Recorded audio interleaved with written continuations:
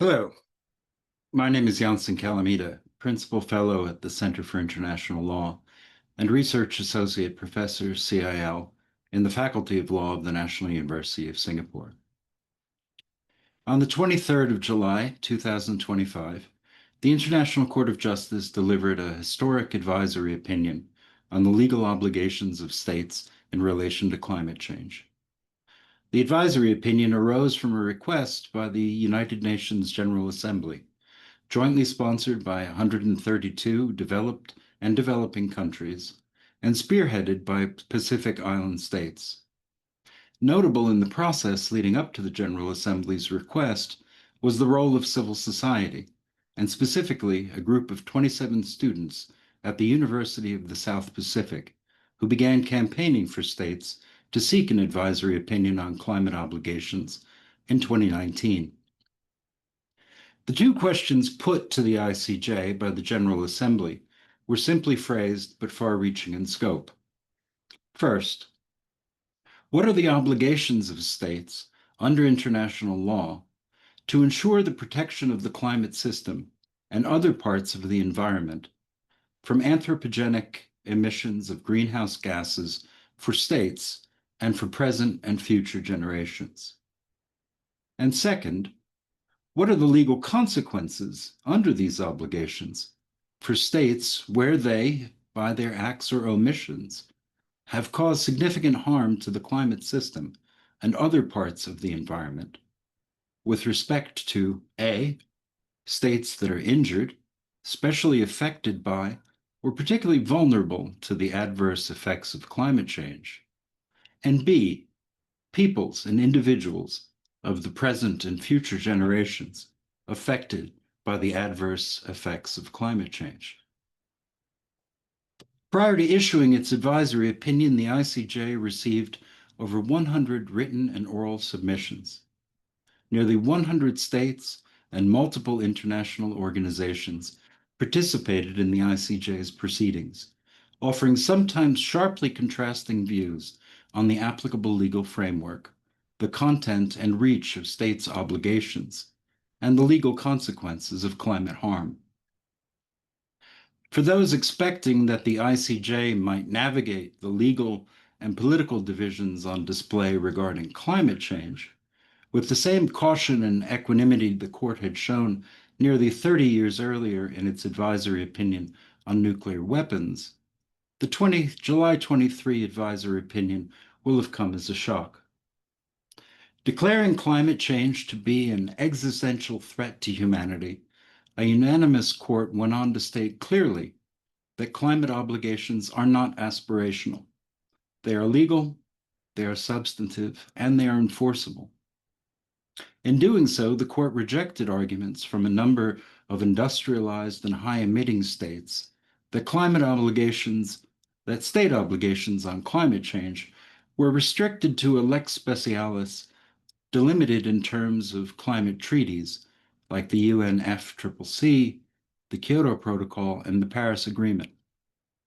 Instead, while accepting that those treaties do indeed create binding obligations on states, the court affirmed that as a matter of general international law, states have binding obligations to, among other things, prevent significant environmental harm, cooperate internationally, and uphold fundamental rights in the face of escalating climate risks.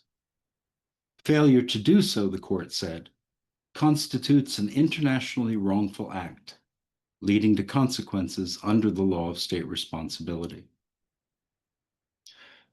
The court's advisory opinion, which runs 140 pages, not including the 12 separate opinions and declarations by 11 of the court's judges, is of course not legally binding.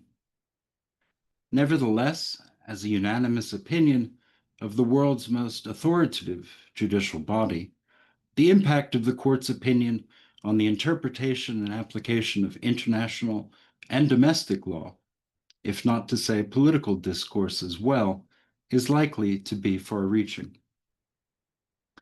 With me today to unpack the ICJ's advisory opinion and explore its legal, political, and policy implications are three distinguished experts from academia, civil society, and government. In order of presentation, they are Dina Zuvala, Associate Professor at the University of New South Wales, Australia, and Global Fellow at the NUS Center for International Law. Danilo Garrido, Legal Counsel for Greenpeace International, and Legal Counsel in the ICJ's advisory opinion proceedings for IUCN, the International Union for Conservation of Nature. And Kenneth Wong, Senior Director and Senior State Counsel in the International Affairs Division of the Attorney General Chambers, Singapore, who led Singapore's team in the ICJ's proceedings. Tina Suvalu, let's start with you. I turn the floor. Thank you to Professor Calamita, and also thank you to the Center for International Law for organizing such a timely and important discussion. I'm looking forward to learning from Danilo and Kenneth as well. So what I'm going to do in the next 12 minutes is I'm going to talk a little bit about some basic findings of the court, especially from the perspective of global justice, and I would say in particular global economic justice, right? The court was very clear very early on in the judgment that climate change ultimately as a real world phenomenon is a matter that relates directly to questions of global production and consumption patterns, and in particular inequalities in the ways that global production and consumption are distributed.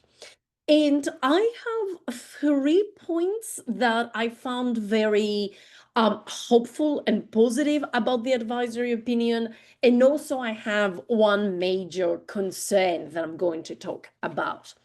So let's start with the good news, right? I thought that the court's opinion has at least three very important aspects in terms of law and its role in global political economy. That concerns the court's reconceptualization of common and differentiated responsibilities and respective capabilities. It concerns, secondly, the way it approached discretion when it comes to Article 4 of the Paris Agreement and nationally determined contributions. And finally, it concerns its, I would say, pretty unequivocal stance towards fossil fuels. I will talk about each of these elements in turn. One, I would say, of the innovations of the court was the way that it approached and the way that it interpreted common and differentiated responsibilities and respective capabilities. In order to do so, the court rejected the idea that the only meaning of the principle is the meaning that the Paris Agreement gives to it. And I think that was really important because the Paris Agreement only links common and differentiated responsibilities to differential capabilities, right? This idea that developed states have increased capabilities in regards to both mitigation and adaptation. And in contrast, developing states have fewer capabilities. Critical scholars such as Julia Dem have been critiquing this way that the Paris Agreement incorporates the principle by saying that only by grounding it on capabilities, basically international law is reconstituting this idea of hierarchy between states, right? That some states, supposedly less developed states, are less capable and more developed states are more capable. These might have elements of truth, but of course, it might be also, and it has become grounds for justifying intrusive practices that undermine sovereignty of developing states.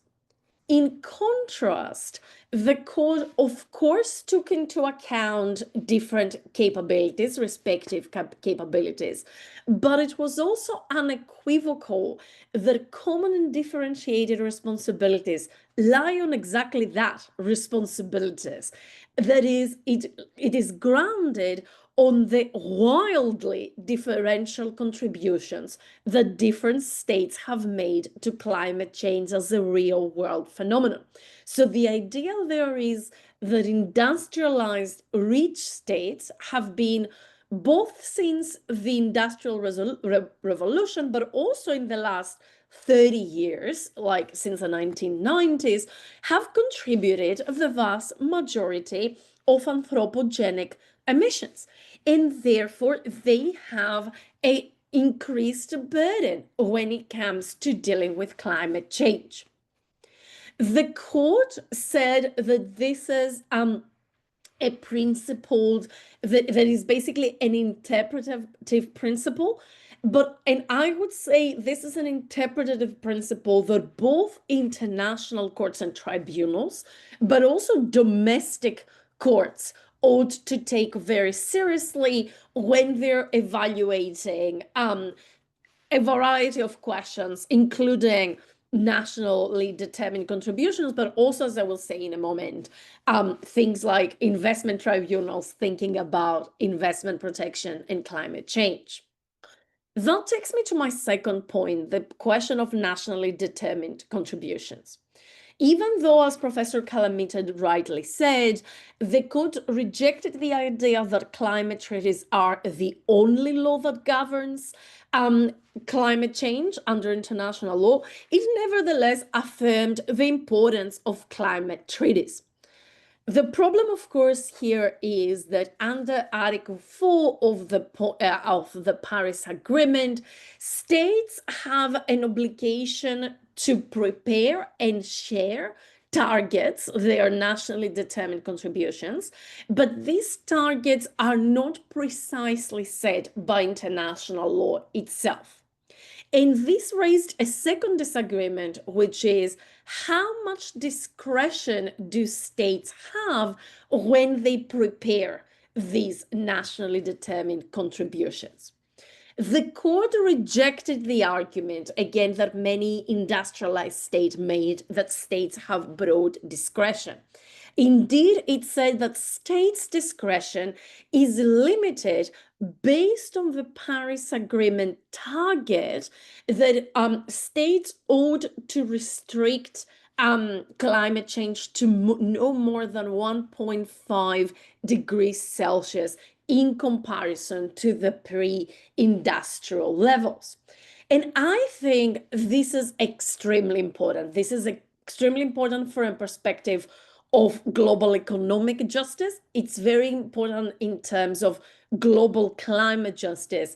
And especially when it comes to Pacific states, is very important in terms of immediate survival. Why is that the case? This is the case because we know that even if states were to religiously comply by their nationally determined contributions, as they are stabilized at the moment, this would lead to climate change of 2.5 to 3.1 degrees Celsius in comparison to pre-industrial levels, right?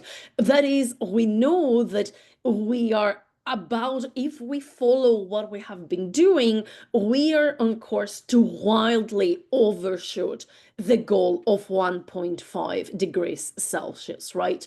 And I would say, especially given the incredibly lopsided nature of global emissions, that puts, in my view, the top 10, 15 emitters directly on notice, right? That they are, and especially those who are still bound by the Paris Agreement, directly on notice that they are actually in violation of their obligations under the Paris Agreement because their nationally determined contributions are simply not up to the task that they actually signed up to. And I think there is a certain Some would say cynicism here in the insistence of industrialized countries that only climate treaties govern climate change, while they are so wildly in violation of their obligations under the climate treaties.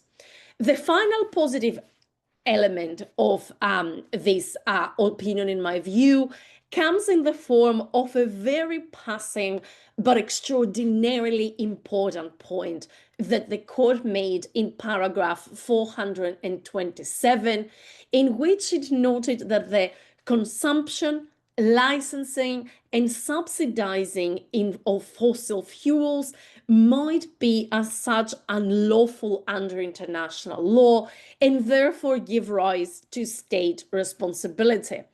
And I think this is important because, in my view, it goes further than possibly any other court and tribunal, international court or tribunal, has gone in terms of naming specifically the unique culpability of the fossil fuel economies, being private corporations or publicly owned corporations, in fueling literally climate change. And this is also important because diplomacy has failed us miserable in that respect, right? We know that time and again in climate-related conferences, language related to fossil fuels has been repeatedly watered down due to the insistence of the major fossil fuel producers and exporters, being Western or non-Western states. And I think it is absolutely crucial that the court adopted a much more courageous, but also a much more science-based approach that targets fossil fuels instead of doing what we have seen many industrialized or many exporters of fossil fuels do, say that somehow we can use speculative technologies that have been unproven in their effectiveness, and at the same time, in order actually at the same time to keep burning fossil fuels. So naming the fossil economy, I think both symbolically, but also in terms of assisting domestic and international litigation, but also domestic and international administrative processes, right? Processes of consultation when it comes to licensing or subsidies. I think it's one of the elements of this advisory opinion most likely to have a direct practical effect. Now, I'm a critical legal scholar, so things can never be only positive. Flip side of the coin was, in my view, that the rhetorical acknowledgement by the court that global political economy matters for climate change was not accompanied by a serious engagement with those areas or with those fields of international law that are the most directly relevant to global political economy. So international trade, investment, and finance law, right? The court talked about finance, but only insofar as it basically repeated what the Paris Agreement and other climate treaty says, without, in my view, adding that much. And it didn't really discuss in any detail international trade or investment. Judge Cleveland opted to do so in her separate opinion. That's the US judge for our listeners. She spoke about the IPCC's reference to the potential that international investment law results in a regulatory chill. And also she said, and I think that's a really important point, that, quote, the interpretation of investment instruments must be informed by states' obligations in respect of climate change under international law, including, and that's very important in my view, the stringent due diligence standard to which states are bound in implementing said obligations. I think it is a missed opportunity that the court does not engage more with investment treaties, for example, with the compatibility, or I would say incompatibility, between the way that most investment tribunals have articulated fair and equitable treatment and the stringent due diligence obligations, right? Fair and equitable treatment has very often been interpreted in ways that they come to protect any representation or any expectation that an investor may or may not have had in ways that is not compatible, I would say, with the idea that as science progress and as the effects of climate change become much more acute, this obligation of a stringent due diligence ought to trump this or ought to lead to a reinterpretation of these extremely broad standards of fair and equitable treatment.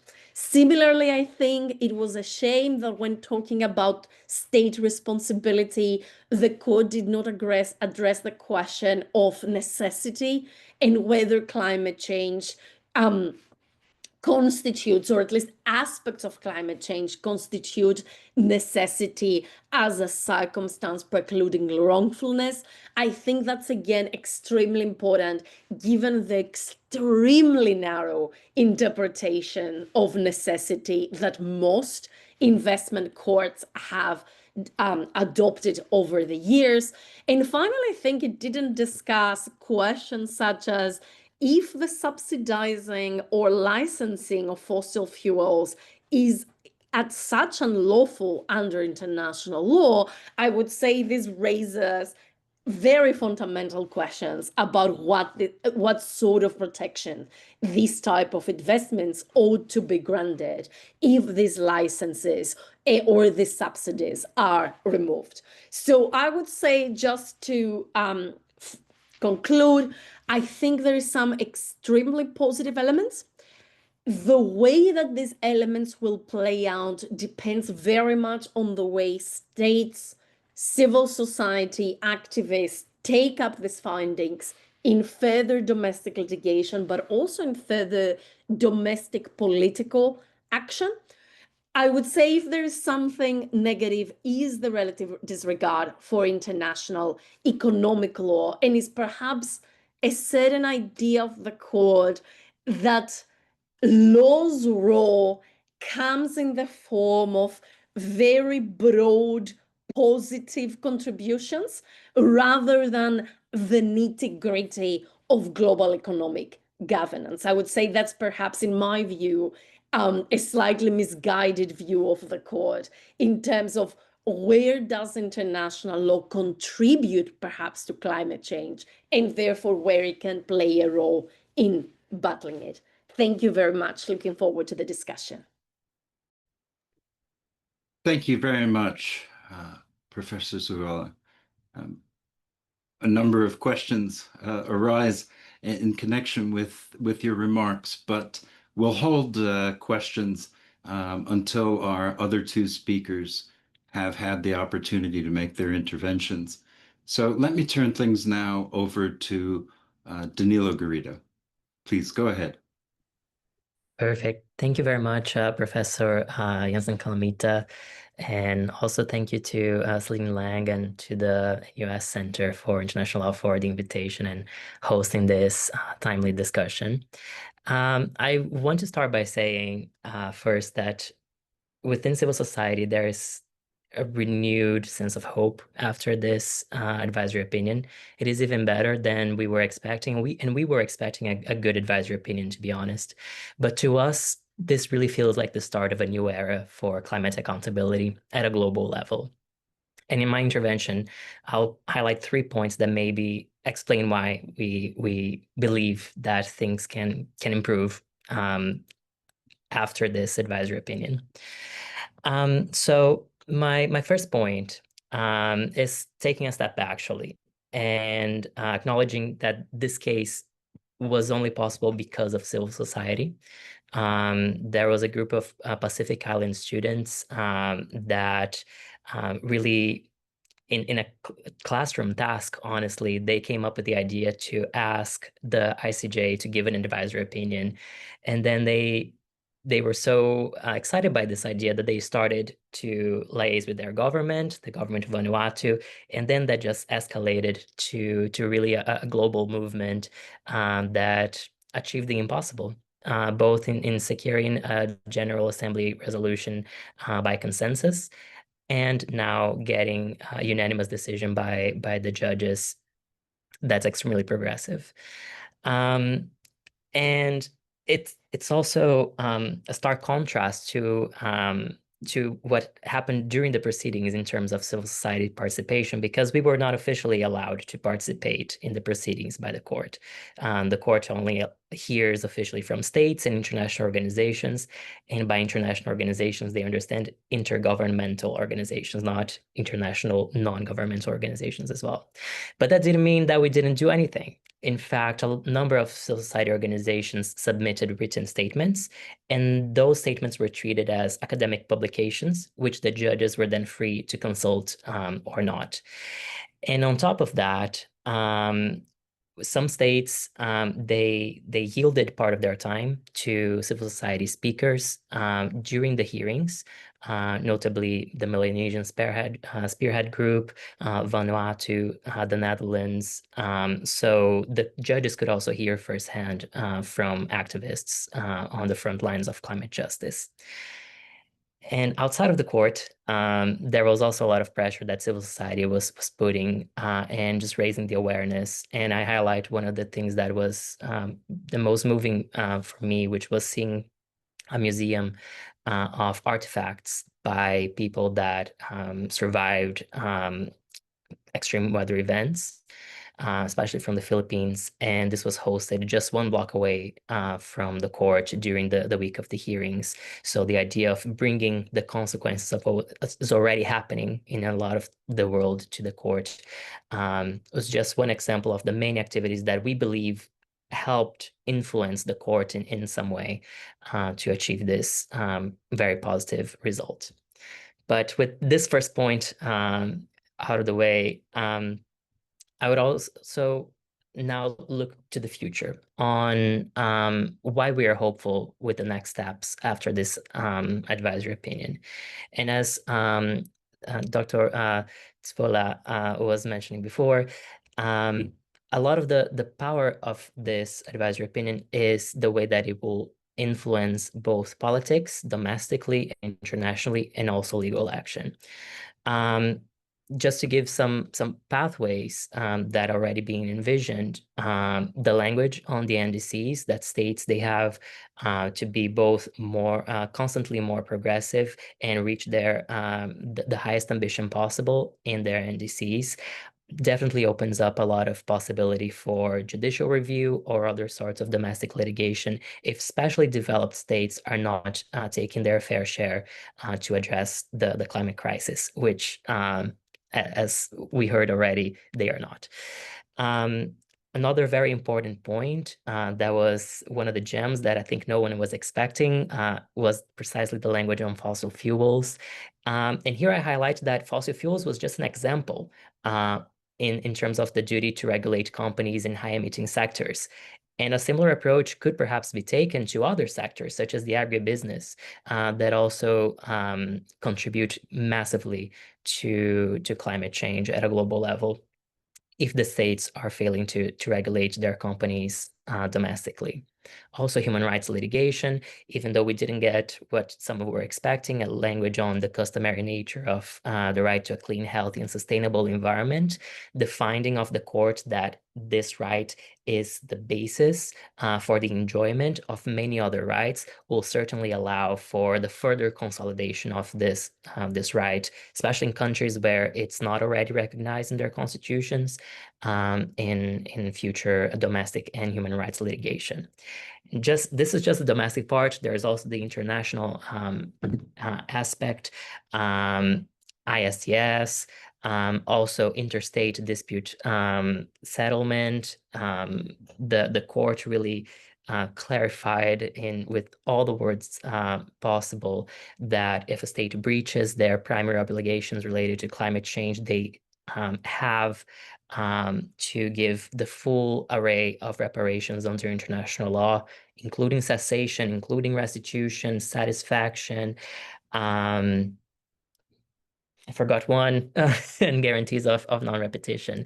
So the language is as good as we could have expected, and now it's up to also states, and especially developing and small island developing states, to use this both in legal proceedings if they understand that this is a strategic route, but also to really come into, especially the next COP in a few months, with a renewed sense of that the law is on their side, and that they have even more arguments to bring especially developed states to the negotiating table, to be more ambitious in their NDCs, in the money that they put towards the loss and damage fund, the resources that they allocate to financial transfer. There's a lot that we hope this advisory opinion will do for both legal and political action going forward. And in this point, to me, it's very important to highlight a point that Professor Calamita was mentioning in the beginning, that despite this AO not being binding, it is very authoritative. And what I like to say is the document may not be binding itself, but if the court says that, for instance, as it did, that the duty to prevent significant harm to the environment through climate change is a customary norm, or the duty to cooperate is a customary norm, I find it extremely unlikely that any credible actor will be able to say that it is not. And this just immediately raises the level of the discussions in political and legal spheres, especially in relation to states, high emitting states like the US, that are now trying to evade their international obligations by exiting climate treaties. These two findings by the court on those two norms under customary international law essentially is saying you can do whatever you may want in terms of evading your obligations. You are still bound by them, and you will still be held accountable if you do not do what's supposed of you. And finally, another point that I would like to highlight, because it was very good, but I personally hoped that we would have seen a bit further, was on the consequences for statehood. And the court, it's important to highlight that the court chose, in answering the questions, to not particularize harms to small island developing states, nor to present and future generations, which were two sub questions within question B. The reason for the court is saying that the law of state responsibility applies to all actors in the same way. To me, this was a missed opportunity because we know that some states will suffer more severe and more specific consequences. The court did address some of those consequences in abstract on statehood, making a groundbreaking finding that if a state loses their territory, this does not mean that their statehood ceases to exist. So the continuity of states is independent of whether or not its territory has been, for instance, completely engulfed or partially engulfed by sea level rise. But I believe that the court could have taken some steps further to also address in more detail what are the human rights impacts of a state losing its territory.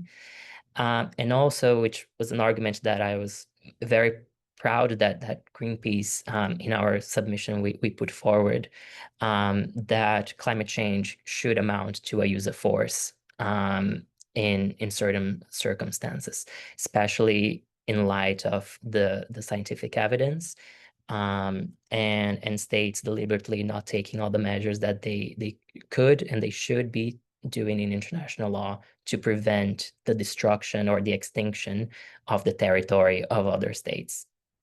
It was a tentative argument. It was a progressive argument. And only one other country from the ones that I was able to read made an argument on similar lines, which was the Dominican Republic.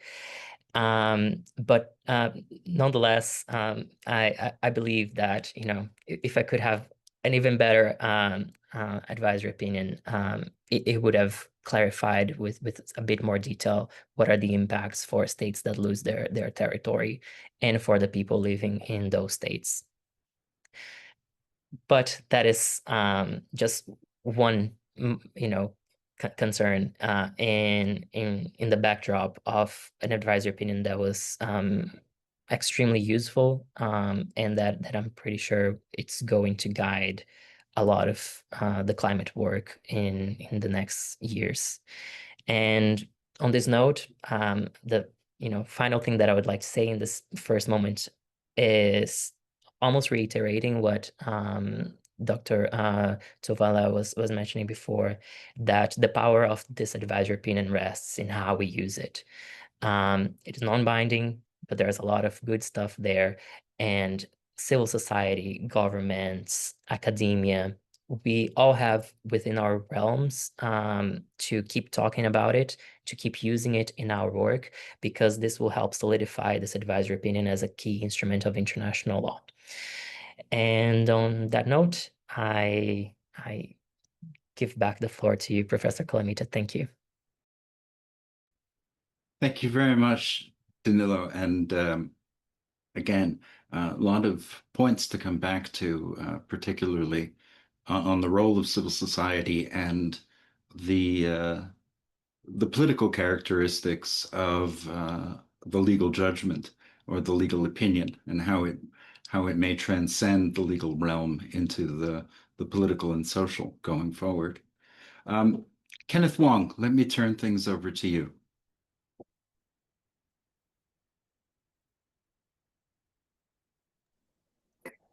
Thanks very much, Janssen. I hope that everyone can hear me. Right. Thank you very much for this very kind invitation to me to join this distinguished panel. Extremely great pleasure for me to be able to share with you more about Singapore's approach to the climate change ICJ advisory proceedings. From the very outset, we were strongly supportive of Vanuatu's initiative. Singapore was an active member of the core group that negotiated the resolution for the General Assembly to pose these questions to the ICJ for its advisory opinion. Overall, the advisory proceedings presented Singapore with a great opportunity to emphasize our commitment to doing our part in the global effort to tackle climate change. The advisory proceedings, we feel, are part of Singapore's consistent advocacy for solutions founded upon international law to address the impacts of climate change, to which, like other SIDS, Singapore is disproportionately vulnerable. And the request for an advisory opinion by the ICJ is one of the major potential tools to advance our global, collective, multilateral, rules-based efforts to address climate change. And we felt that seeking the advisory opinion would have a positive impact on the ongoing processes within the framework of the UNFCCC and its Paris Agreement, such as by providing greater impetus for mitigation action, climate finance, and political will for increased climate ambition so that we can all meet the goals of the Paris Agreement. In seeking to contribute to the ICJ's clarification of climate change obligations having regard to all the relevant sources, Singapore sought to offer in our pleadings a legally cogent middle ground that we hope demonstrated sensitivity to the different concerns and the urgency of the climate crisis, especially to our fellow SIDS. So in this intervention, I would like to cover two main areas. The first, I would like to share with you some of the key messages that we had covered in our pleadings, both in writing as well as at the oral hearings.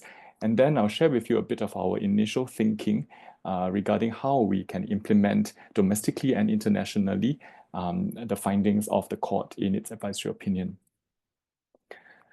So on question A that was posed to the court, Singapore had four key messages that covered the four main areas of law that were also reflected in the court's advisory opinion. First, in terms of customary international law obligations, states have obligations of due diligence and cooperation to prevent significant harm to the climate system and other parts of the environment caused by anthropogenic GHG emissions. These obligations require states to adhere to their legal obligations in the relevant treaties, especially the climate change treaties, and participate in good faith in all the relevant international cooperative processes, in particular those of the Paris Agreement for its parties, and sector-specific processes led by ICAO and IMO to address emissions from international aviation and shipping, respectively. And states have to conduct themselves in such a way that the negotiations in these cooperative processes are meaningful and done in a manner to achieve an international solution on climate change. At the oral hearings, Singapore submitted further that the UNFCCC and its Paris Agreement are central pillars but not the exclusive sources of climate change obligations. In addressing the fundamental question of the relationship between the climate change treaties and other sources of law, we submitted that in the climate change context, these treaties are relevant in interpreting and applying obligations under customary international law and other treaties pertaining to climate change. And therefore, we welcome the court's conclusions along these same lines. The court confirmed our position that all states, regardless of whether they are party to the Paris Agreement or not, have obligations to mitigate the impacts of greenhouse gas emissions and to cooperate with one another in doing so. Second, turning to the Paris Agreement, parties have legally binding obligations relating to mitigation, adaptation, technology transfer, capacity building, and transparency. Developed country parties in particular have additional obligations in relation to climate finance. But all parties must implement their obligations with a view to achieving the purpose of the agreement, in particular, the long-term global temperature goal and the principles of equity and CBDR, common but differentiated responsibilities and respective capabilities in the light of different national circumstances. In our oral statement, we emphasize that historical responsibility is an integral part of the CBDR RCNC principle in the Paris Agreement. And of course, we're happy to see this reflected in the advisory opinion. Third, under UNCLOS, states have customary international law obligations to protect and preserve the marine environment in relation to climate change and to exercise due diligence and cooperate to prevent, reduce, and control anthropogenic GHG emissions, which cause deleterious effects on the marine environment. This was the same position that Singapore had taken in the COSIS request for an advisory opinion by the International Tribunal for Law of the Sea. And in this ICJ advisory opinion, we certainly support the court's conclusions in this regard. We also support the court's conclusions that were raised or highlighted by the previous speakers, that one, UNCLOS states parties do not have an obligation in the context of physical changes resulting from climate change-related sea level rise to update their charts or lists of geographic coordinates that show the baselines and outer limit lines of their maritime zones once they have been duly established in conformity with UNCLOS. And two, once a state is established, the disappearance of one of its constituent elements, such as in the event of the complete loss of a state's territory and the displacement consequently of its population, would not necessarily entail the loss of its statehood. In our view, these conclusions fully recognize the special circumstances of SIDS. Fourth, in terms of human rights, we submitted that states have obligations under customary international law and the applicable human rights treaties to protect the human rights of individuals in the context of climate change. And under Article 56 of the UN Charter, and as well as the applicable human rights treaties, states also have obligations to cooperate with one another in the respect for and observance of human rights of individuals within and beyond their own jurisdictions by addressing climate change that adversely impacts human rights. Primarily, we see it through the UNFCCC and Paris Agreement. And we're pleased to see these conclusions also reflected in the advisory opinion. At the oral hearings, Singapore submitted that there are common elements in the duties to cooperate under customary and conventional law. And these elements are that cooperation must be continuous, meaningful, and in good faith, and may either be direct or through participation in the relevant international cooperative processes that address the impacts of climate change, including the regime under the climate change treaties. And so we're also pleased to see that along these lines, in the advisory opinion, the court considered that the duty to cooperate requires sustained and continuous forms of cooperation, of which treaties and their coordinated forms of implementation are a principal expression. Although in terms of the right to a clean, healthy, and sustainable environment, Singapore did not specifically address this right in our pleadings, we agree with the court's conclusions that such a right is inherent in and essential for the enjoyment of other human rights, such as the right to life, the right to health, and to an adequate standard of living, which includes access to water, food, and housing. These are human rights that, in our view, a state is required to take measures to protect in relation to individuals within its jurisdiction from the adverse impacts of climate change. Turning to question B, Singapore submitted that the legal consequences for breach of a state's climate change obligations are those which arise under customary international law, such as cessation, assurances and guarantees of non-repetition, reparation, and satisfaction. And briefly, of course, we are happy to see that the court had the same response to question B. Turning to the second part or rather the second area that I would like to deal briefly with in my intervention on how the possible domestic and international impacts of the advisory opinion are being evaluated within the Singapore government. It is still early days. We in the legal team in AGC and the Singapore government agencies that work on climate change issues are still undertaking a fuller consideration of the advisory opinion internally. So in the spirit of this being a rapid response webinar, please allow me to make only very brief remarks here in my personal capacity. And I hope participants in this webinar will not take my remarks to be the final stance of the Singapore government toward the advisory opinion. Overall, though, the legal team was extremely encouraged by the advisory opinion. We feel that the court has risen to the challenge with a legal response that is commensurate with the urgent and existential nature of the climate crisis and has done so admirably within the confines of existing international law. In reaching a unanimous opinion, the court indeed tackled some very difficult issues that had divided the participants, whom we could tell were on a wide spectrum of views. Overall, the advisory opinion did not contain any conclusions that were contrary to the key positions that Singapore pleaded before the court. Having said that, we found that the advisory opinion contains very useful practical guidance, and such guidance will inform the work that we are continuing to do to conduct our climate actions in line with our obligations as interpreted by the court. In particular, the court provided greater clarity that it is 1.5 degrees Celsius above pre-industrial levels that has become the scientifically based agreed global temperature goal under the Paris Agreement.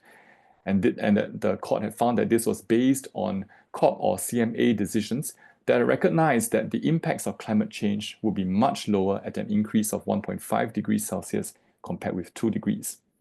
The court also clarified for parties to the Paris Agreement that the content of their NDCs is not to be left wholly to their discretion, and you can understand how this would have an impact on government agencies' decision-making.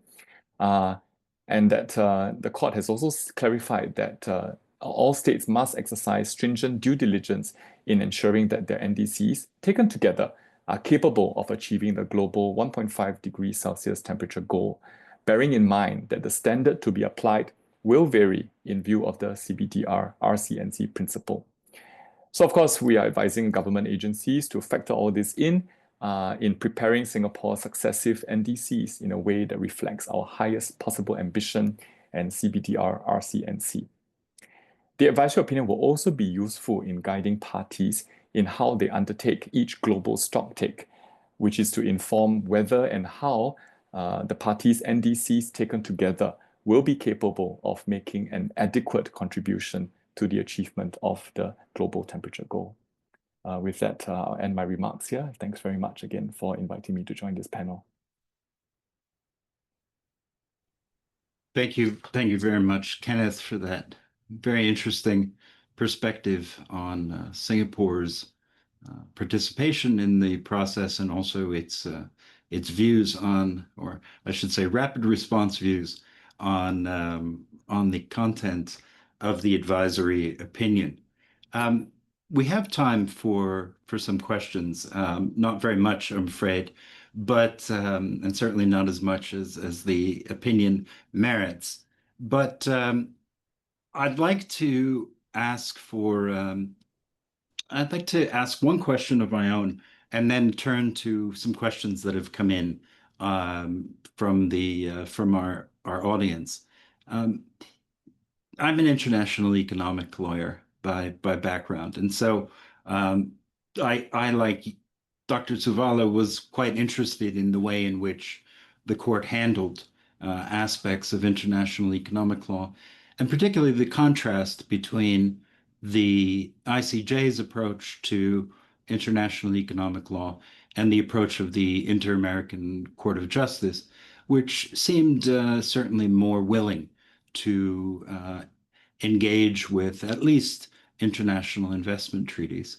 And I guess one question is, how much of the missed opportunity, I think you described it, Dr. Zavala, as how much of that was based upon the nature of the questions that were put to the court by the General Assembly? And notwithstanding what you mentioned in paragraph 427, how do you think we ultimately use this decision going forward in the interpretation and application of international economic treaties?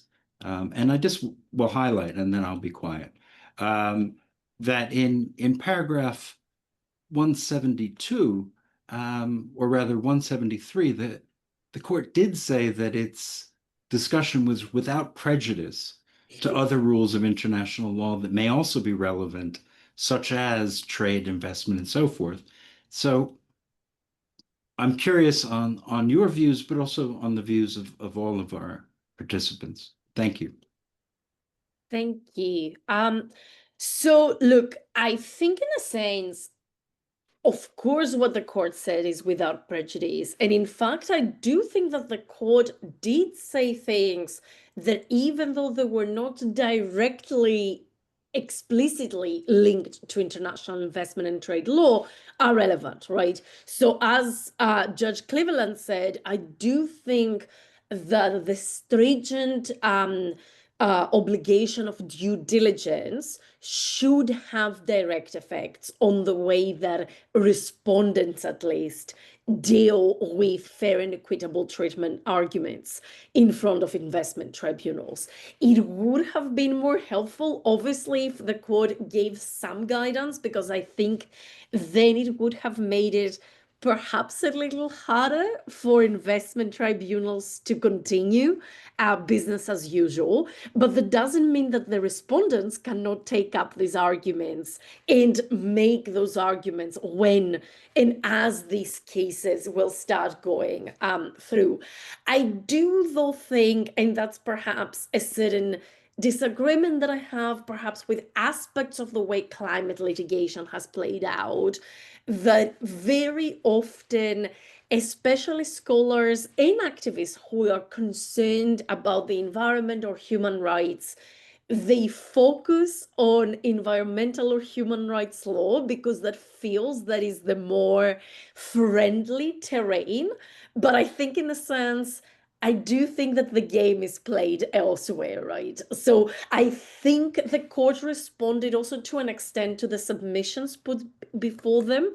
But in a sense, I think that might be something that going forward, the climate movement can think about, in a sense, instead of arguing human rights or alongside argument human rights, also arguing fair and equitable treatment, being a much more narrow standard that it has been construed to be, or instead of only creating or advocating for new rights, alongside doing that, also advocating for the rules of valuation, for example, when it comes to compensation, to be radically overhauled in light of the fact that we know now that some of these activities may be or are unlawful under international law. I don't think we can keep giving people compensation for actions that are unlawful under international law. So that is, in a sense, my concern. But I think I agree with you that, in a sense, the court did no harm to those arguments, and it did indirectly give guidance. It's just not as straightforward as perhaps I would have hoped. And undoubtedly, there will be hundreds, if not thousands, of pages written by scholars, activists, such as we are here, and government officials about exactly how that plays out. Kenneth Wong, can I just follow up on that general point, and ask whether, from Singapore's perspective, were there issues that Singapore would have liked to have seen the advisory opinion address, but that the court either didn't address or didn't perhaps address as deeply as Singapore might have hoped? Yeah, thanks very much, Jansen, for that question. Of course, any participant to an advisory to advisory proceedings as widely participated in as these advisory proceedings would of course see that of all the things that we had submitted in our pleadings, we had hoped that the court would say something about all the things that we had addressed in our written and oral statements. But the court, being the court and its role, wouldn't be able to include everything in everyone's submissions into its advisory opinion. That was the case for Singapore as well, and there were some areas that we had addressed in our pleadings that we had hoped the court would say something about, but did not end up doing so. So some examples of this would include, in our written statement, we in response to question B, we had set out how the customary rules on legal consequences for internationally wrongful acts could be applied in the context of climate harms suffered by vulnerable SIDS in particular. But the advisory opinion concluded that specially affected or particularly vulnerable states, even the SIDS, are in principle entitled to the same remedies as other injured states. And I think Danilo had alluded to this in his intervention earlier. And that, the challenges faced by SIDS owing to their own special circumstances are governed by the relevant primary rules instead. And so we thought it might have been helpful for the court to address in relation to legal consequences, how the legal consequences or the customary rules on legal consequences could be applied in relation to the harms that are suffered by particularly vulnerable SIDS. And I think the second area that I could highlight on this panel is that in our oral statement, we had made an argument about the link between discharging your environmental impact assessment obligations in the context of climate change and how that links to your Paris Agreement obligations to pursue domestic mitigation efforts to achieve the objectives of your NDCs. So in our oral statement, we have submitted that discharging our EIA obligations in the context of climate change would necessarily entail a state taking steps to assess the impact of greenhouse gas emissions of planned activities on the achievement of that state's NDCs. So this was aimed at addressing the practical steps a state needs to take in order to discharge the customary obligation to conduct EIA in the climate change context. And this would entail a party to the Paris Agreement assessing the GHG emissions of planned activities and the impact of those emissions on the attainment of its NDCs. And in assessing the GHG emissions of planned activities, and this will allow the party in question to be able to take the necessary measures, including determining whether to allow, prohibit, or otherwise regulate those planned activities so that it can ensure that it remains on track to achieve its NDCs. So this was one argument that we had made, and we didn't really see this reflected in the advisory opinion. But that being said, does not mean that we view the advisory opinion as containing conclusions that were contrary to our pleadings. So again, overall, we were very happy to see most of our pleadings having been reflected in the advisory opinion. Thank you very much, Kenneth. Danila, I'm perhaps to put a question to you about the effect of the opinion going forward, particularly for specially affected states, but also specially affected communities and persons. And I wonder, do you read this advisory opinion as in any way requiring that states provide some kind of sufficient access to justice so that these rights can in fact be vindicated by affected persons, by affected states? And if not, what does that mean for the role of advocacy going forward?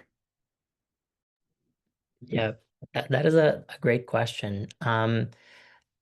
I don't recall the decision really focusing extensively on access rights. It focused mostly on the primary rights or the more substantial ones. But both in terms of ISDSs and also impacted communities, we know this is an uphill battle, especially if you're thinking about interstate litigation. A lot of the high emitting states, they do not accept the jurisdiction of the ICJ for all disputes. I think the ones that do, maybe they're already reconsidering it after this advisory opinion. So the routes to access justice, especially for small island developing states, I think it has to go through politics to a great extent. The situation is a bit different when it comes to impacted communities, in my view, especially when we're thinking about their position vis-a-vis their own government. I think the language in the advisory opinion is very beneficial and helpful to ensuring access to justice for those situations, even though it doesn't explicitly address access rights. So yeah, in short, for SIDS, perhaps not a lot of guidance there, but again, it didn't close the door in any way. In fact, it opened and clarified some important things that might prompt some ISDSs to try to explore creative legal interventions there. And certainly by clarifying the primary human rights obligations and the importance of the right to a clean, healthy, and sustainable environment, this will help with granting justice, even if the specific point on access rights was not addressed in the opinion. Thanks very much. We've already surpassed our time. We're in extra time at this point. But let me just do a rapid fire round of some of the questions that have come in from the audience, and ask anyone to take no more than a minute or so to answer or offer thoughts on any that grab you. One question that was raised is about the reluctance of the judges on the ICJ to view the duty not to cause significant environmental harm as jus cogens. And question being, are you surprised by that? Not even in any of the separate opinions that some judges would have looked or gone down that route. A second is, of course, the question that is perhaps the elephant in the room in terms of the secondary rules that apply to these primary obligations that the courts identified, particularly causation and attribution, and whether the advisory opinion has gone far enough in terms of clarifying causation and attribution in order for primary responsibility to be engaged.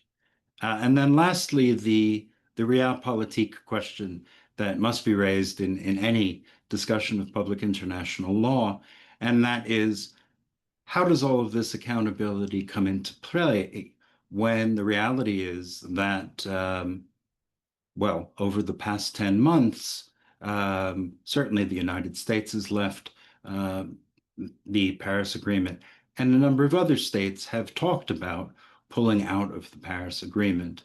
What role for international law when large state actors may not be willing to play by those rules? So, 3 questions. Who'd like to go first on answering or offering thoughts on any of them? I think I can go first on whether we were surprised that the court had not identified the customary duty of prevention as being Jus Cogens norm.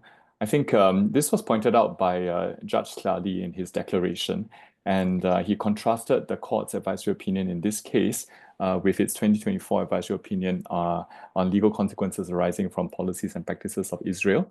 And so he said that it was very interesting that the court had not identified the legal consequences, or rather the duties of non-recognition, non-assistance, and cooperation as legal consequences arising from breach of the climate change norms that were identified in this advisory opinion. And I think it's not surprising that the court did not do so, did not identify the norms that they identified as Jus Cogens, because I think it would be quite difficult for the court to be able to articulate precisely how the legal consequences by way of non-recognition, non-assistance can be fleshed out in terms of a breach of these norms as Jus Cogens norms, or if we took these climate change obligations as Jus Cogens norms and instead frame them as erga omnes norms instead. And I think that was a practical and I think helpful way to move forward the discussions in the climate change processes.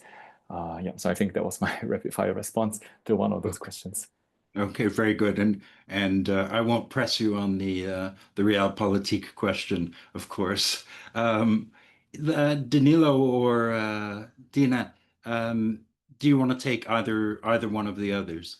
Sure, I'm happy to talk about the realpolitik. I think, in a sense, the last 10 months, what they're teaching us is that even domestic law will face challenges if someone is really not willing to abide by it, right? I think, if anything, the last few months are teaching us that international law is less exceptional than it looked like maybe in a previous era. I think that goes back a little bit to also what Danilo was saying, which is, I don't think, and the court was very open about that, the court's advisory opinion cannot substitute political mobilization and political persuasion and political wisdom and self-preservation, right? I don't think that's what any court can do, domestic or international. If states are in a self-destructive spiral, the court will not help them. I think the question here is, amongst those states who want to remain engaged in some way with international law, what weight can this opinion carry? And I think we can have different views about how far it can take us, right? But I think what we are learning the last 8 months, if not the last few years, is that there is very particular political and social conditions under which any sort of law is persuasive. And once these conditions break down, law cannot fix that. So that is my answer. And I think the court, it was very positive to see the court acknowledging the limitations of its work. Sometimes I think, especially academic work, both critical and not, can be very unrealistic about what litigation can do. But I think it's judges and litigators themselves who are much more practical and realistic about the limits of their work. Thank you very much. Danilo, I'm not going to relegate you to the one remaining question, but give you the choice of any of the three. Please go ahead. Well, on causation, I'll only say I was very happy to read in the opinion that the court said that, you know, the fact that climate change is caused by several states is not a bar to establishing causation, and that historical emissions that have been well documented by science should come into play when attributing it to, the fair share to each state. To be quite frank, I think the court went as far as it could have gone on this point without really starting to particularize the question even further to specific states. And I think, you know, further clarification will come when we see interstate cases about this and it being applied in practice. And just giving, general thoughts, use Kogans, not use Kogans. To be frank, I think, and similar to what Kenneth was saying, I think the fact that the court said is erga omnes obligations, I think it's even more useful in a lot of ways than it just saying that it's use Kogans in the climate context specifically. And yeah, and on the realpolitik of it all, you know, I really like conditional law theory. It says that the conditions that states follow international law is when there is a will there, and then international law comes to really help them and clarify the path for them to comply. And I think this is the role that this advisory opinion is playing.